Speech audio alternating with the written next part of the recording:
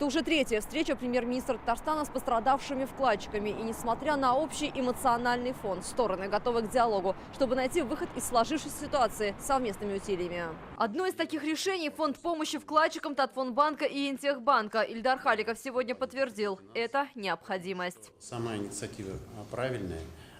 Министерство юстиции готово оказать полное содействие в быстрой регистрации самого фонда. Единственное, я хотел бы, чтобы вы потом отдельно, подготовившись, подъехали к Ларисе Юрьевне, для того, чтобы было понятно, что это будет за фонд, кто им будет управлять, те средства, которые, возможно, будут на него поступать, как будут расходоваться. После создания фонда надо будет решить и вопрос его наполнения. Работа продолжается с клиентами ТФБ «Финанс». Порядка 300 человек смогут вернуть свои деньги через АСВ. Кроме того, по словам Ильдара Халикова, сейчас важно ускорить процедуру банкротства. 100 тысяч рублей 13 марта 2017 года и 100 тысяч рублей 13 марта 2019 года. Это разные 100 тысяч рублей. Планируется, что поддержат и налоговая. Зависшие платежи должны быть зачислены в помощь и программы для малого и среднего бизнеса. Какую технику хотели бы приобрести? Культиватор широкозахватный.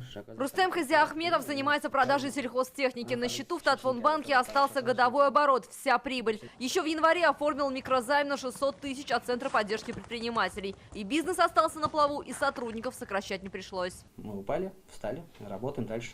Если бы не эти деньги, то я должен был бы эти деньги где-то взять, у кого-то взять, или свои, и оплатить. А тут все-таки государство, Минэкономики помогло, оплатили налоги. Более 250 миллионов рублей предприниматели уже получили в виде микрозаймов от Министерства экономики. А вот ждать помощи от банка-распорядителя не придется. Эту схему Центробанк посчитал невозможной. Напомним, на прошлой неделе вкладчики предложили действовать по сценарию Нотобанка. В случае одобрения это было бы частичной санацией. Сейчас работы по поддержке продолжаются.